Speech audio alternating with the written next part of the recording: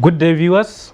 Welcome to a fresh edition of 30 Minutes, the interactive program of Trust Television with me, Manir Dan Ali. Our guest is someone we've been trying to pin. I'm talking about Dr. Murtala Ahmed Rufai, a historian who has become an authority, so to say, on banditry in northern Nigeria. And he's recently been talking about Lakurawa, that is the latest bandits to be raising a lot of concern in the northwest and probably in Nigeria and even beyond. Dr. Murtala Ahmed Rufai, welcome to the program. Thank you very much, and nice meeting you. Thank you very much. And I will want to maybe immediately start from where we are now. Is it right, as the government is claiming, that the Lakurawas have been humbled, they have fled with their tails between their back legs? Is that the situation from your vantage position? Yes, thank you very much, sir. Honestly, for the past few days, I have been conducting research in the field, as well as interacting with people and communities in some of the strongholds of this Lakurawa. But what do we see? We've actually seen a shift in terms of their activities, in terms of their presence, as well as in terms of even their relations with the communities. Meaning the security agencies are actually on top of the situation in terms of addressing their presence, their activities and operations in some part of Sokoto and Kebbi states.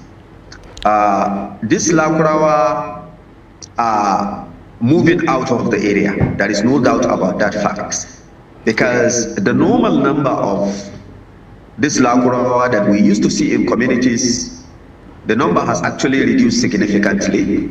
So are you suggesting are you suggesting that they have moved out of probably where they are known to be in Kebbi and in Sokoto, and as the authorities are claiming, have gone further afield into Zamfara? Because the other days the authorities were saying the explosions around Dansadau could be traced to the Lakurawas. For that explosion around Dansadau, in my own opinion and based on research, I don't see the presence of Lakurawa in Dansadau. I have contacted and also interacted with communities there.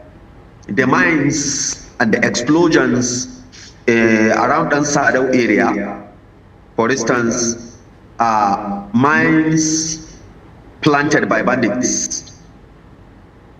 But not any other bandits than Dogo Gide, who has an old relationship and interaction with other terrorist group. We've known for a very long period of time relationship between Dogo Gide and some members of Ansaru. Even though they are no longer related, the relationship is no longer mutual as it used to be. We've also seen the relationship between Jazz and some bandits operating in some of these places. So the outcome of the mines in Dansadau and other places in the Maru local government area are largely planted by the bandits, not in any way by the Lakurawa, based on research. But the Lakurawas are also classified as bandits. But your argument is that it's not that set of bandits that may have done it. It is this Dogo Gide who always manages to keep his head down, and you end up with the authorities and the media talking more about Bello Turiji than the more deadly Dogo Gide. Yes, Dogo Gide is silent for a while, and that does not mean that he is absolutely and completely silent, because we've seen how operations in recent times around Dansadau general area, how he succeeded in planting some of these mines. One, the reason behind the planting of the mines and the explosion is one, he doesn't want communities to move out of their areas because Dogogide and other members, other bandit groups in those areas understand very clearly the politics of the collateral damage. And on that basis, they have prevented communities from moving out. That is one. And then secondly, the military operations in those areas or in those places prompted the planting of these mines. But to be candid and frank with you, I have not seen or heard anything about the Lakurawa presence in Dansadao general area. We shouldn't forget the fact that Dansadao and the eastern part of Sokoto, where the Lakurawa operates, several miles away. What about several miles? Yes, what about the explosions around Boso in Niger State? Is it still Dogogide or is it another franchise of the bandits? Well, the explosion around Niger States, particularly in Kagara local government and other places in Niger, is an explosion that is influenced or planted by other terrorist groups. We shouldn't forget the fact that there are so many other cells, JAS, ISWAP, and Ansaru in some of those places. And these people have an old relationship with the bandits. I don't see the movement of Lakurawa into some of these places for now. Is it a sign of desperation? That is, there's so much military and other pressure from the authorities on these bandits. That is why they are now taking to this new tactic of planting explosives that claim innocent lives. Yes, honestly, in my opinion, it is a very good sign. Why did I call it a good sign? It shows a fall and a collapse in banditry and the bandit economy.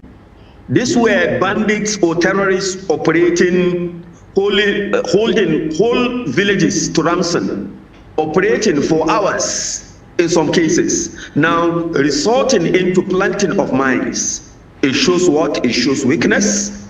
It shows that their days are numbered. It shows that they are actually going down in terms of even their operations. We shouldn't forget the fact that there is a gross reduction in the movement of small arms and the light weapons, as well as movement of ammunition to some of these bandit areas. And the bandits, as we speak today, are lamenting bitterly about the gross shortage of arms and also the gross shortage of ammunition. And it is on the basis of this that they resort into what? They resort into bomb and the bomb making, they resort into planting of mines. In my own opinion, based on what I have seen actually on the field, it shows a gross weakness and also the collapse or even the death of banditry and the bandit economy in some of those places. Let's go back to the Lakurawas. In your own assessment, what exactly happened in those villages of Silame local government where there was collateral damage, where more than 10 people were killed when the Nigerian jets bombed what was supposed to be a Lakurawa position? In my opinion, and I'm sure I'm entitled to my opinion, that particular mistake was an unavoided mistake, unavoidable mistake. Why is it unavoidable? It's because there is an interaction, integration, and the fusion of Lakurawa into our communities. You go to Bauni, for instance, in Tangaza. You go to Sarma in the same Tangaza. You go to other places, Saliwa. You find within the same village space, Lakurawa relating, interacting, and even exchanging ideas with the communities. So they are embedded with the communities. What I observed, based on what happened in Silami, the security agencies were unable to differentiate who is an enemy and who is not. And that could have been part of the reason why the cross-bombing and the carpeting of the area actually occurred. So meaning they might have gotten their own exact and precise targets, but nobody will dispute the fact that in Gidan Sama of Silami, these are new areas or new stations or camps established by the bandits. They were gradually moving from some part of Tangaza and Gudu local government to some part of Silami. We've heard about an incident that happened in Augi in Manir, specifically in Augi local government area of Kebbi State. All these are part and parcel of the expansion of this Lakurawa. So what you are saying now, the way the Lakurawas are embedded within communities, I recall one of your interviews, you did say that actually the Lakurawas were initially invited several years ago to come and help the local communities fight against the bandits, and then they turned into bandits themselves, more or less. How can the Nigerian authorities effectively get rid of this menace, or you think is something that we have to live with for quite some time to come? Thank you very much. The Lakurawa were no doubt invited into the territories where they operate. The invitation started around 2017, but it was concretized in 2018.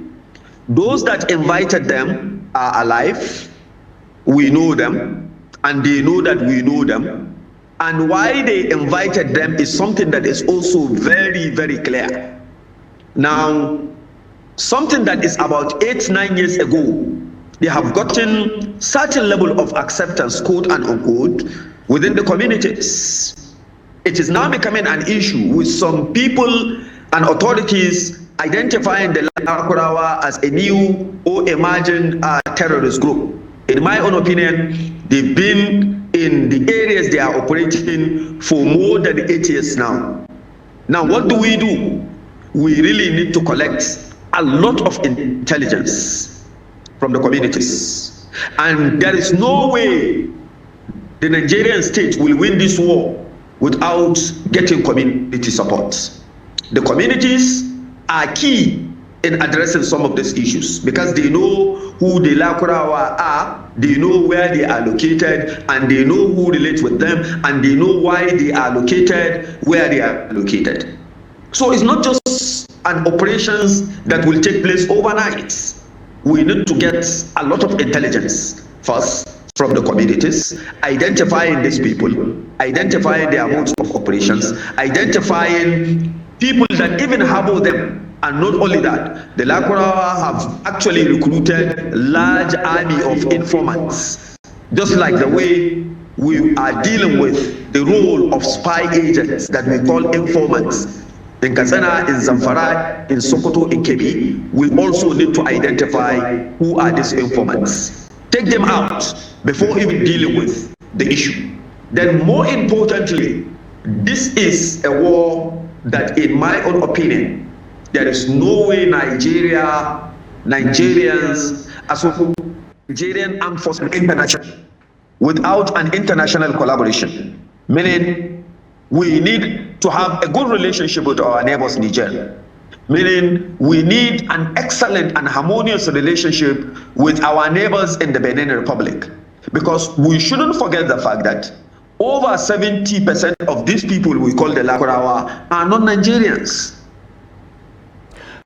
Okay, can I put it to you then that the military authorities, what you are saying, Chadians, some of them from Senegal and some of them from Burkina Faso, we need to put our heads together to address. So what you are saying is that a lot of the Lakurawas are not actually Nigerians. They are from the neighboring countries, from as far afield as possibly Mali, Senegal, and closer home, even Chad and all of that. So which suggests that the celebration that the military have been claiming, because they are saying that basically they have dealt with the Lakurawas, and what you are saying is that the war is yet to begin or is just beginning because they are so much embedded within the communities. You need to even first take out their informants before you can directly deal with them. Is that a fair reading of your commentary? No, what I am saying in essence is that the war has actually begun, and in my own opinion, we are winning the war. But we shouldn't also forget the fact that this is a war that has to do with ideology. It's not all about sending the Lakurawa away. It's not all about killing them, dealing with them decisively, but it's also getting into the root of the matter. It's also about relating with communities, getting the required intelligence. That is what I'm saying. The mere fact that we push them out of Nigeria does not in any way mean that the storm is over. But rather, what do we need to do? We really need to nip it on board and also continue the investigation as well as collecting the intelligence.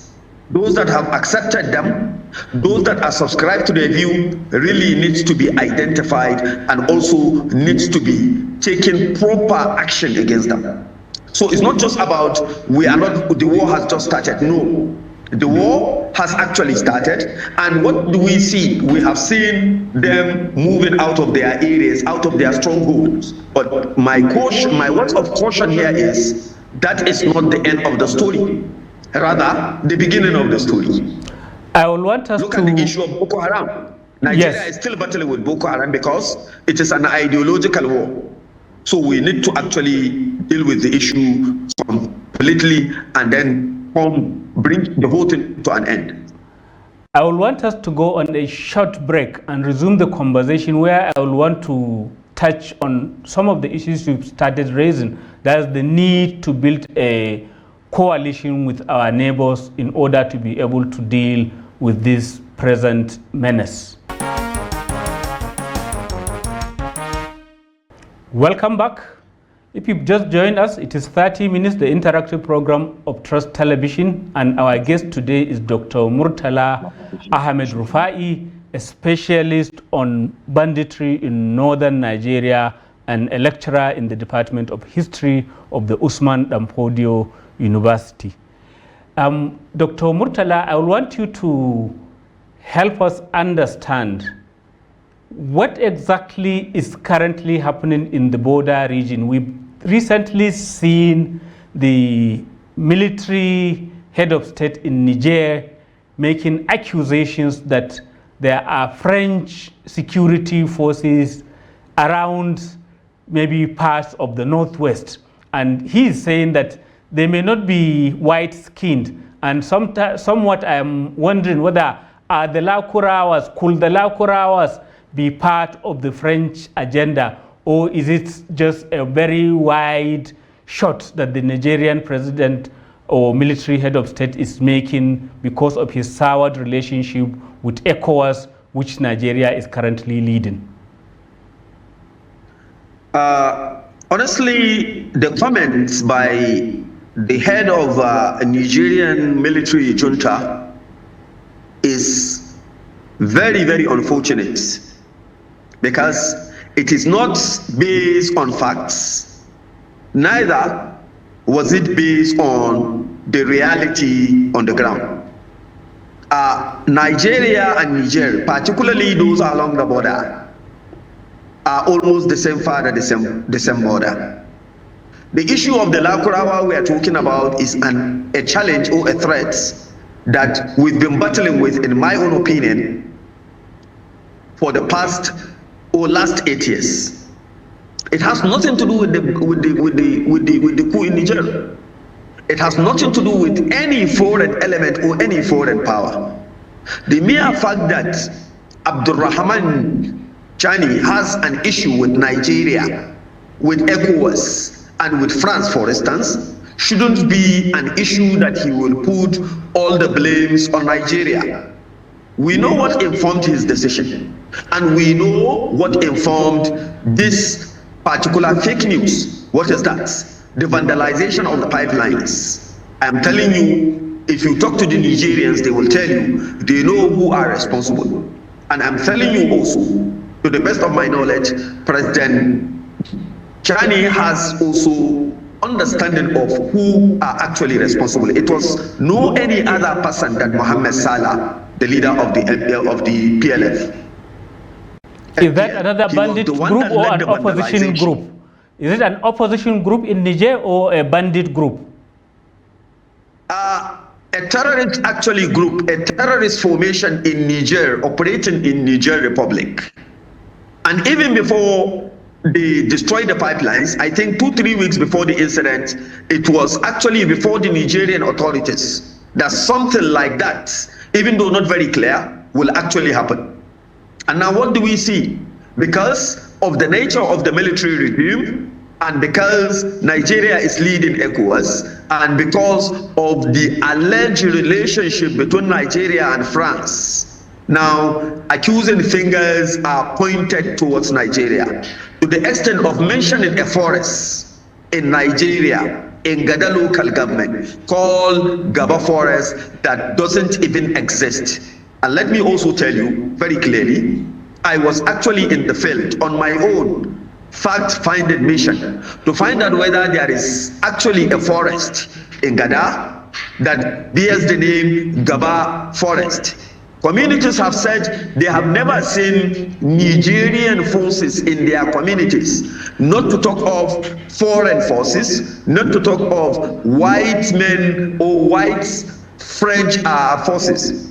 So I think that allegation is a very serious allegation. Can you, yes, I understand that. Can you briefly, in less than 30 seconds, say with this foul atmosphere and relation with Niger, with accusations and counter accusations, what's the way forward for dealing with this menace of cross-border bandits, I mean, between the two countries? Thank you very much.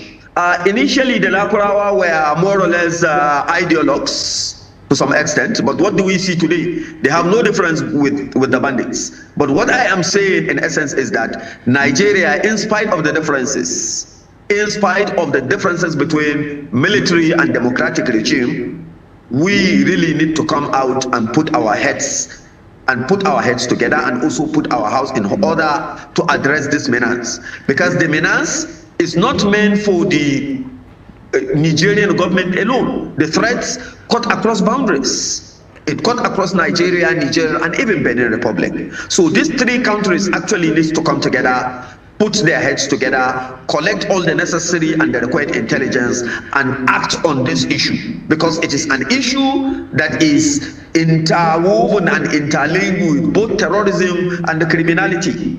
And it's not an issue that will constitute a menace to Nigeria alone, but rather to both countries. Thank you very much, Dr. Murtala Ahmed Rufai, for coming onto the program. Thank you very much, sir, and also nice having you. Thank you. Viewers, that's the end of this edition of 30 Minutes. Keep a date with us.